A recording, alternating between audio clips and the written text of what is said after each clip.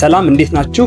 የተከበራችሁ የስለ ምግብ ሚዲያ ቤተሰቦች፣ ዛሬም እንደተለመደው ልክ እንደዚህ በፊቱ ጠቃሚን መረጃ ይዤላችሁ ወደ እናንተ መጥቻለሁ። በዛሬ ቆይታችን የምናየው አብሽን በተመለከተ ሲሆን አብሽ በመጠቀማችን ልናገኛቸው የምንችላቸው የጤና ጥቅሞች እንዲሁም አብሽን በመጠቀማችን ልናገኛቸው የምንችላቸው ንጥረ ነገሮችንና ማዕድናትን በተመለከተ እንዲሁም ደግሞ አብሽን መጠቀም የሌለባቸውና አብሽን በምንጠቀምበት ሰዓት ማድረግ ያለብን ጥንቃቄዎችን በዛሬ ቆይታችን የምናይ ይሆናል ማለት ነው። አብሽ ወይም ደግሞ ፌኑግሪክ በእንግሊዝኛ በመድኃኒትነትና በምግብ ማዘጋጃነት የሚታወቅ ሁለገብ እጽዋት ነው። አብሽ በርከት ያሉ ቅጠሎችና ቡናማ ፍሬ ያሉት ዓመታዊ ወይም ደግሞ በዓመት አንድ ጊዜ የሚበቅል ተክል ነው። አብሽ በህንድና ሀገራችን ኢትዮጵያን ጨምሮ በአፍሪካ በብዛት የሚገኝ ሲሆን ከጥንት ጀምሮ ጥቅም ላይ ሲውል ቆይቷል።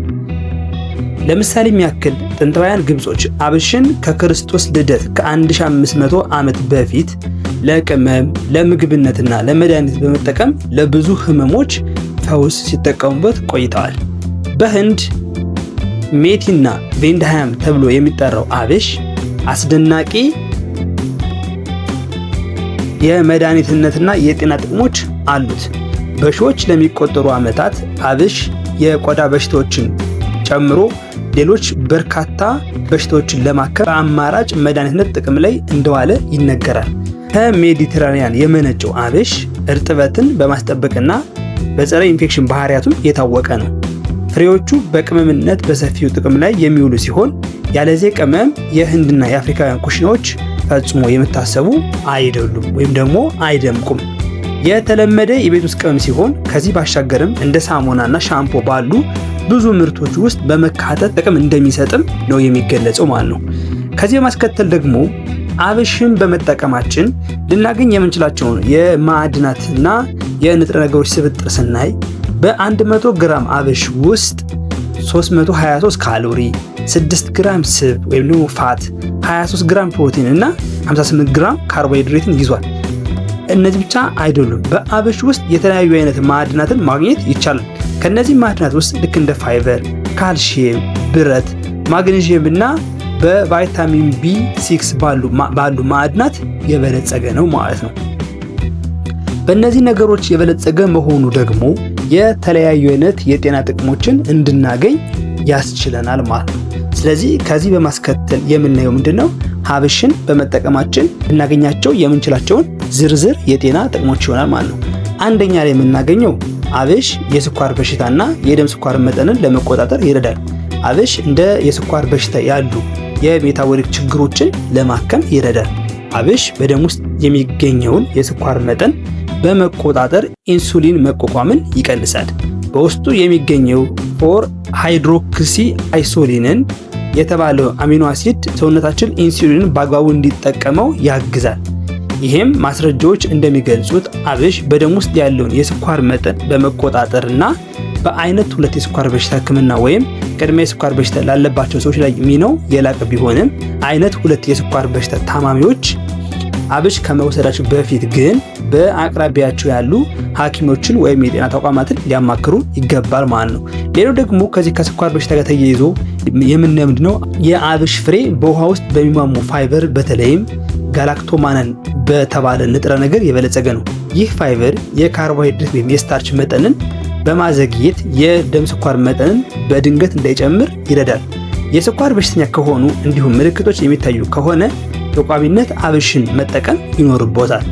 ጋላክቶማነን የተባለው ሟሚ ፋይበር ሰውነታችን የሚወስደውን የስኳር መጠን ዝግ ያለ እንዲሆን ያደርጋል ማለት ነው። እንዲሁም ኢንሱሊንን የማነቃቃት ተፈጥሯዊ ባህሪ አለው። በተጨማሪም የስኳር በሽታ በሌለባቸው ሰዎች ላይ እንኳን ሳይቀር በደም ውስጥ ያለው የስኳር መጠን ለመቆጣጠር በአብሽ ዱቄት ወይም በፍሬው ውስጥ የሚገኘው ከፍተኛ የፋይበር መጠን ጠቃሚ እንደሆነ ታውቋል። ሁለተኛ ላይ የምናገኘው የጡት ወተት ምርትን ያሻሽላል። የጡት ወተት ለልጃችሁ እድገት ከሁሉ የተሻለ የምግብ ምንጭ ነው። ይሁን እንጂ አንዳንድ ሴቶች በቂ የጡት ወተት መጠን ለማግኘት ይቸገሩ ይሆናል። ጥናቶች እንደሚያሳዩት አብሽ የጡት ወተት ምርትንና አዲስ በሚወለዱ ህፃናት ላይ የክብደት መጠን እንዲጨምር ያደርጋል። አብዛኛውን ጊዜ ጡት ለሚያጠቡ እናቶች የሚሰጡ አንዳንድ ንጥረ ነገሮች አሉ። እነዚህ ንጥረ ነገሮች የጡት ወተትን ከፍ የሚያደርጉ ሲሆን ከእነዚህ ንጥረ ነገሮች አንዱ አብሽ ነው። ምክንያቱም አብሽ ፓይስትሮጅን የተባለ የወተት ምርትን የሚጨምር ውህድ ስላለው ሲሆን ለሚያጠቡ እናቶችም በጣም አስፈላጊና የሚያግዝ አንዱ ቅመም ነው ማለት ነው። አብዛኛውን ጊዜ ሴቶች አብሽ ከወሰዱ ወይም ደግሞ ከተመገቡ በኋላ በአንድ ወይም በሁለት ቀን ውስጥ የጡት ወተታቸውን መጠን መጨመር ማስተዋል ይጀምራሉ። ይሁን እንጂ ይህ ግን ለሁሉም ሴቶች አይደለም። ለአንዳንዶቹ ሴቶች ደግሞ ረዘም ያለ ጊዜ ሊወስድባቸው ይችላል ማለት ነው። ነገር ግን ተስፋ ሳይቆርጡ ተከታታይ ጊዜ አብሽን በመውሰድ ለልጃቸው የሚመገቡትን የወተት ምርትና ፍላጎት ከፍ ማድረግ ይቻላል ማለት ነው። ሌላውና ሶስተኛ ላይ የምናገኘው የግብረ ስጋ ግንኙነት ፍላጎትን ይጨምራል።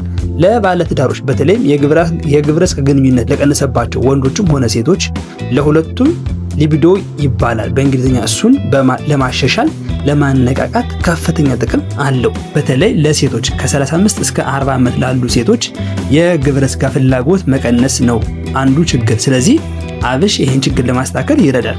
በተደረገ ጥናት ይህንን ቅመም በወሰዱ ሰዎችና ባልወሰዱ ሰዎች መካከል አብሽን የወሰዱ ሰዎች በ28% የተሻለ የግብረ ስጋ ግንኙነት መነሳሳት አሳይተዋል ማለት ነው።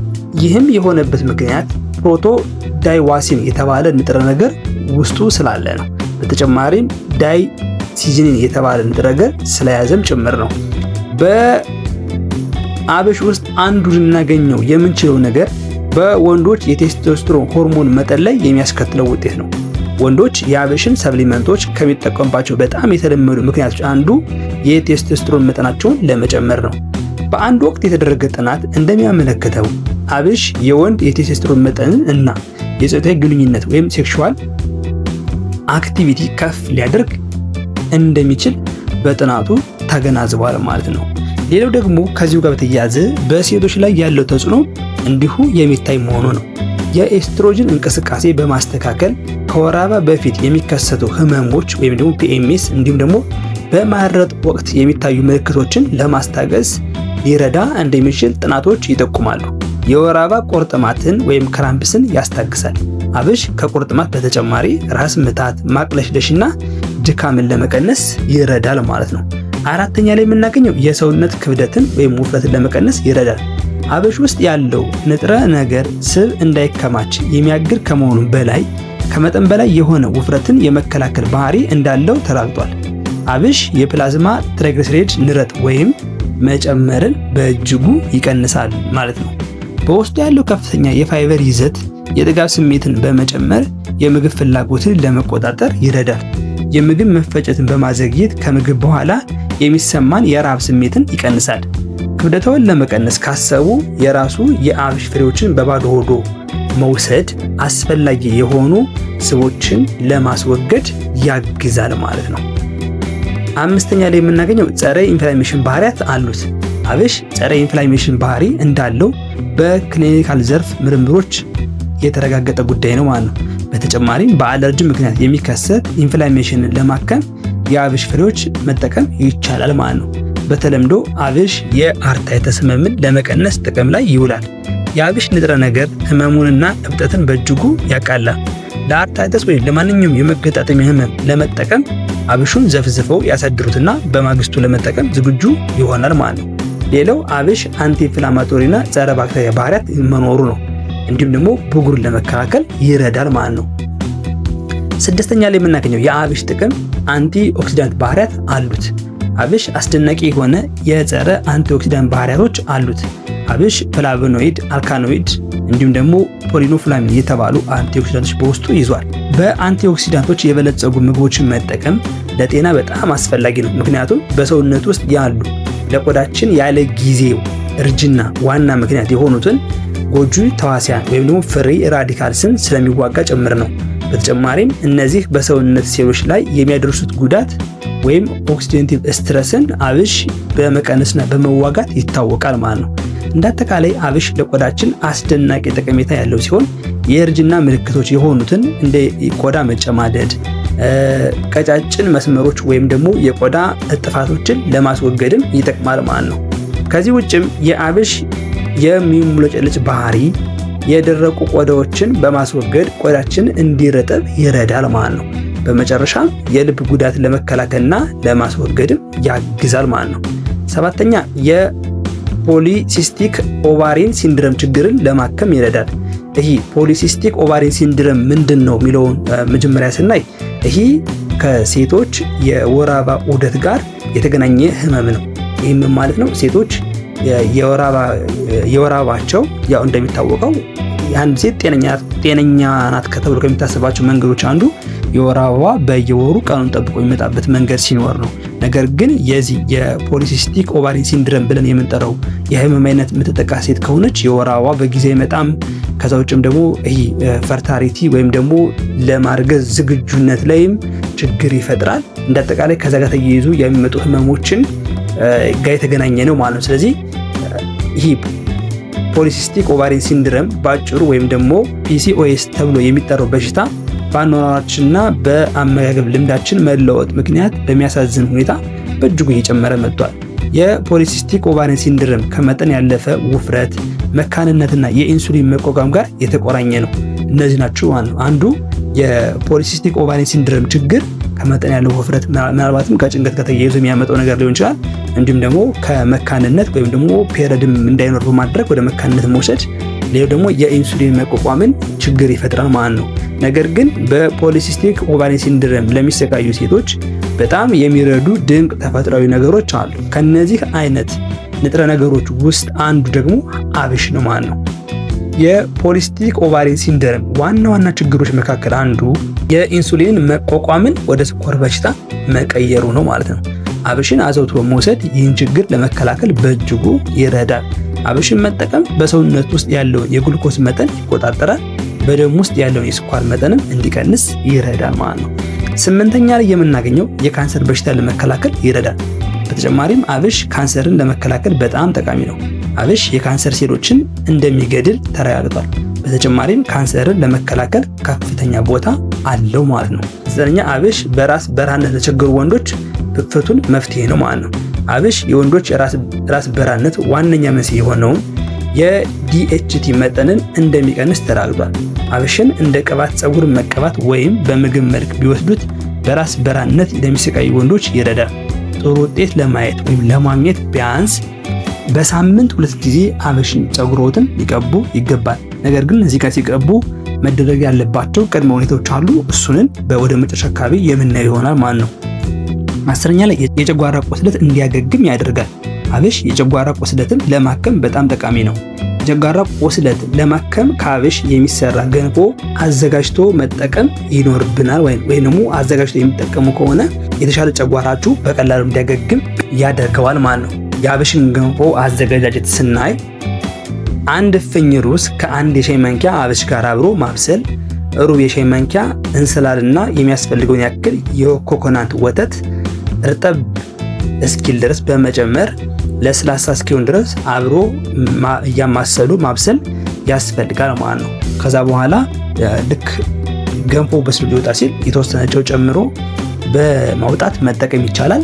ይህም ደግሞ በቀላሉ በቤታችን ውስጥ የምናዘጋጀው የጨጓራ ቁስለትን በቀላሉ ለማገገም የሚረዳ አንዱ አብሽን በመጠቀም ሁነኛ መፍትሄ ነው ማለት ነው። 11ኛ ላይ ኮሌስትሮል ለመቀነስ ያግዛል። ጥናቶች እንደሚያመለክቱት አብሽ አጠቃላይ ኮሌስትሮልን ቶታል ኮሌስትሮል ብለን የምንጠራው ወይም ደግሞ መጥፎ ኮሌስትሮልን ኤልዲኤልን በመቀነስ እንዲሁም ደግሞ ጥሩ ወይም ደግሞ ኤችዲኤል ኮሌስትሮልን ከፍ በማድረግ ይታወቃል። በአብሽ ውስጥ የሚገኙት ሳፖኒን የተባሉ ውህዶች በአንጀት ውስጥ የስብ ክምችትን ለመቀነስ ይረዳሉ ማለት ነው። 13ኛ የምግብ መፈጨት ችግርን ይረዳል። እንደ ተፈጥሯዊ ላክስቲቭ ወይም ደግሞ አንጀት የሚያለሰልስ ሆኖ በማገልገል የሆድ ድርቀትን ለማስታገስ ይረዳል። ይህም የሆድ ድርቀትና ከጨጓራ መቆጣት የተነሳ ለሚከሰት የምግብ መፈጨት ችግርን ለመከላከል ይረዳል። ሌላው በዚህ ውስጥ ለአንጀት ጤንነት ጠቃሚ የሆኑ ባክቴሪያዎችን በመመገብ የምግብ መፈጨት ስርዓትን ይደግፋል።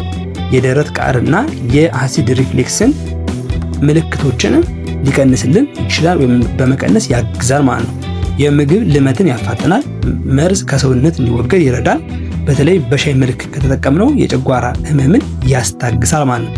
ከዚህ በማስከተል ደግሞ የምናየው አብሽን በምንጠቀምበት ሰዓት ሊያስከትልብን የሚችሉ የጎንዮሽ ጉዳቶች አሉ። ስለዚህ እነዛን የጎንዮሽ ጉዳቶች እንዳያስከትልብን ማድረግ ያሉበት ጥንቃቄዎች አሉ። አብሽን በአነስተኛው መጠን ስንበላ ምንም አይነት ችግር አይፈጠርም።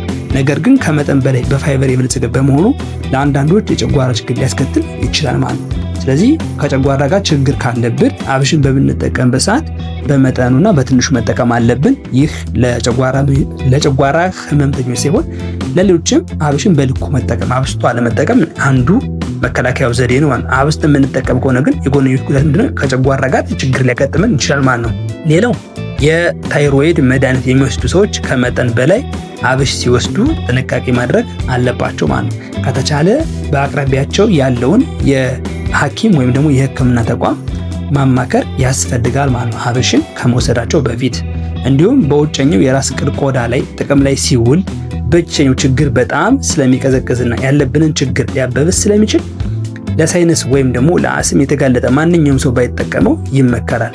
ቅድም ከላይ አንዱ የራስ በረሃነትን ይከላከላል ስላቸው፣ ግን በዘርኩ ማድረግ ያለብን ጥንቃቄ ያለ ማለት ነው። ምክንያቱም በጣም ቀዝቃዛ ስለሆነ ከመተንፈሻ አካል ጋር ተያይዙ ያሉ የበሽታ ችግሮችን እንዳያባብስብን ጥንቃቄ ልናደርግ ይገባል ማለት ነው። ሌላው ለመጀመሪያ ጊዜ ስንጠቀመው ለረጅም ጊዜ ራስ ቅል ላይ እንዲቆይ መፍቀድ የለብንም ማለት ነው። ምክንያቱም አሁንም ምን ያደርጋል ማለት ነው ችግር ስለሚያመጣ በጣም ስለሚቀዘቅዘን ማለት ነው። ስለዚህ ቢበዛ 10 ደቂቃዎች በላይ ሊቆይ አይገባም ማለት ነው። እንዲሁም ደግሞ ከተመቸን እኛ ራሳችን ላይ ከተቀባ ነው በኋላ ከተመቸን 10 እስከ 15 ደቂቃ ማክሲመም ልንጠቀመው የምንችለው ነገር ነው ማለት ነው። ስለዚህ የተከበራችሁ አድማጭ ተመልካቾቼ አብሽን በመጠቀም ከላይ ያየናቸውን በጣም ዘርፈ ብዙ ጥቅሞችን ማግኘት እንችላለን። ነገር ግን አብሽን በመጠቀማችን የምናገኛቸው ጥቅሞች እነዚህ ብቻ አይደሉም፣ በጣም ዘርፈ ብዙ ናቸው። ነገር ግን በዛሬ ቆይታችን በዋናነት አብሽን በመጠቀም ልናገኛቸው የምንችላቸውን ወሳኝና አስፈላጊ ጥቅሞችን ያየንበት ቆይታ ይህን ይመስላል።